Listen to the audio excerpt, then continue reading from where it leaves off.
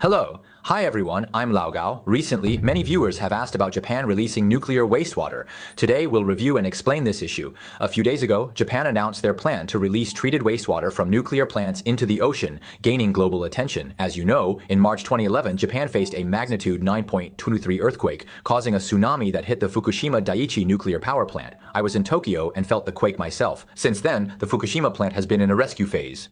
Of course, this rescue isn't about saving the Fukushima nuclear plant, but letting it fully cease to exist to stop further pollution. Japan estimates it will take 30 to 40 years to seal it off. If it were just time, it would be manageable. The issue is, the plant was built underground, leading to daily inflow of groundwater, rainwater, and cooling water, creating a large volume of contaminated water with significant radioactive substances. Water like this is produced at a rate of 180 tons per day, and it cannot be directly discharged into the ocean. Currently, Japan's approach is to purify this contaminated water. They use a machine called ALPS to remove the main radioactive substances. The water once treated is referred to as treated water. However, without the consent of the International Atomic Energy Agency, this treated water cannot be discharged into the ocean either. Japan has been storing this treated water in enormous tanks for the past 10 years, with thousands of them now located in Fukushima, collectively holding over 2 million tons. It is anticipated that these tanks will reach their full capacity by the next October, prompting the Japanese government to devise a plan to release this treated water into the ocean. Although the majority of radioactive substances have been removed, tritium still remains, which is particularly challenging to eliminate. Tritium, being an isotope of hydrogen, mixes with regular water, transforming it all into tritium water, akin to the difficulty of separating sand and pebbles from water. It's relatively straightforward, yet attempting to separate the ink from the water proves to be quite challenging. Truly, if you wish to extract it, it's not that there is no method whatsoever. There are a few techniques, one of which is distillation. This tritium, although it is an isotope of hydrogen and nearly indistinguishable from hydrogen, is marginally heavier. Consequently, it can be concentrated through distillation repeatedly. This approach is viable, but it demands a significant amount of money, a substantial amount of time, and cannot be executed on a large scale. Treating such a large volume of water, like through distillation, means you can't distill too much at once. With over 2.3 million tons, it's just impossible to process it all. Another method considers its half-life, which is short for radioactive substances, only 12.4 years. This means if you wait 12.4 years, the tritium content will naturally drop by half, and after 60 years, 97% of the tritium will be gone. So theoretically, if Japan could store this treated water for 60 years, the issue wouldn't be too big. Japan's issue isn't just about not maintaining it for 60 years, but rather, every day, a large amount of contaminated water is being produced, and there's no place to store it anymore. Now, speaking of which, what kind of radioactive substance is tritium? In terms of radioactive intensity, it is considered a relatively weak radioactive substance. For metals like plutonium or uranium, we need lead plates to block their radiation, but for tritium, a piece of paper can block it. Additionally, tritium naturally exists in the environment. If cosmic rays hit the ocean or rivers, lakes and seas, or even clouds, tritium can be naturally produced. However, the amount of naturally produced tritium is quite small and has almost no effect on the human body. It's quite harmful, and the radioactivity of tritium is not a good thing. However, tritium has a downside in that it may be carcinogenic. Whether it is definitely carcinogenic is still debated, but the possibility is quite alarming, right? Therefore, Japan's plan to discharge the treated water from Fukushima into the ocean has met with strong opposition from many countries. Of course, Japan wants to release this treated water into the ocean. It's not entirely without basis. Firstly, currently, any nuclear power plant generates similar treated water. That is to say, even without any malfunctions, a normal nuclear power plant produces this kind of treated water daily. For this treated water, the International Atomic Energy Agency has a standard. As long as the tritium content is below its standard value, you can discharge it naturally into the ocean or rivers. So as long as nuclear power plants are in operation now, the surrounding areas will naturally accompany these treated waters. So fundamentally, nuclear power plants are pollution sources. If it wasn't polluted, it wouldn't be radioactive. It would be green energy, right? Japan's point is that if we can reduce the concentration of this treated water to below the usual levels everyone discharges, then perhaps it could be released. In fact, for the past 10 years, the Fukushima nuclear power plant has been under the supervision of the International Atomic Energy Agency, and international experts have been discussing for a decade how Japan should handle this nuclear wastewater.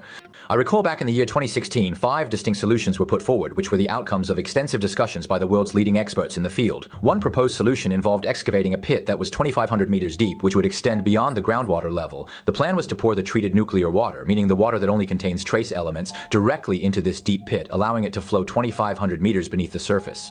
At that depth, there is nothing but magma and similar substances that might potentially absorb it. The second solution proposed was to construct a very tall chimney and continuously apply heat to the water. Then, the steam, which is radioactive steam, drifts into the air, into the atmosphere, using the atmosphere to dilute it. The third solution is to dilute it with seawater, which involves pumping in a large amount of seawater to dilute the treated water until it can no longer be diluted, making it almost indistinguishable from seawater, and then discharging it into the ocean. The fourth solution is because it is treated water. It is water. So by mixing it with cement, it will form cement blocks, and then you can find a place to bury these radioactive cement blocks. Another solution is to use chemical reactions or electrolysis. For example, a chemical reaction could involve combining carbon monoxide with water to produce hydrogen and carbon dioxide. Electrolysis would directly generate hydrogen and oxygen. The hydrogen is radioactive, but the oxygen is not, right? The oxygen can be directly released into the atmosphere.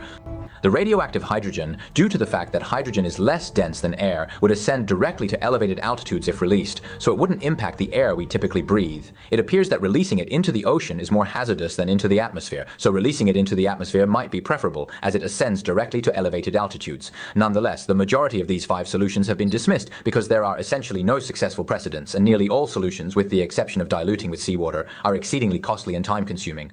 That is to say, things that are neither verified nor cost-effective are basically abandoned and cannot be done. So considering everything, the International Atomic Energy Agency gave a conclusion in 2019 which was actually quite ambiguous. They said that there are no feasible solutions other than discharging into the ocean or atmosphere, meaning that solutions other than discharging into the ocean and atmosphere are basically not feasible.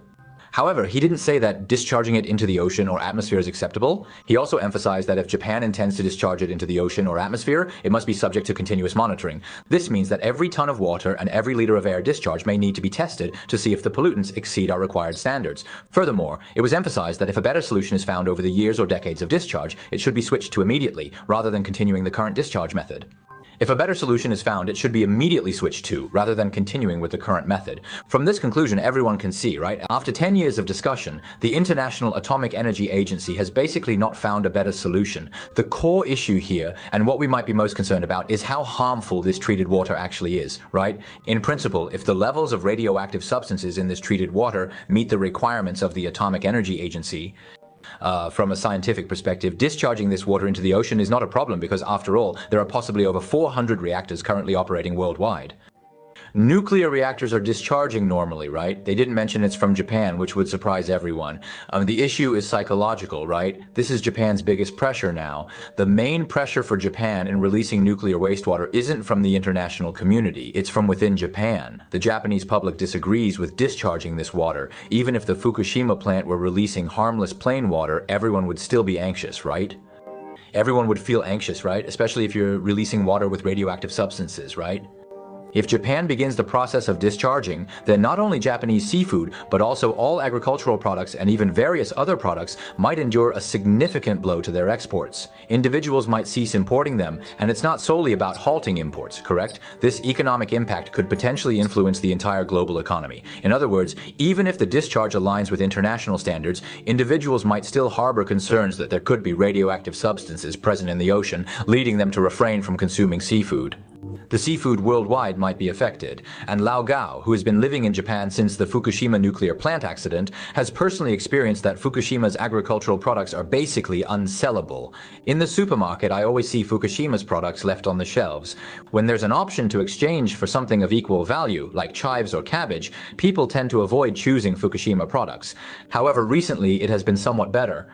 It's already been 10 years and people might gradually care less about this issue. However, if Japan discharges nuclear wastewater again this time, Fukushima might be hit once more, reminding everyone of this matter. If Japan proceeds with the discharge, it's not just a health impact issue, but more significantly an economic one.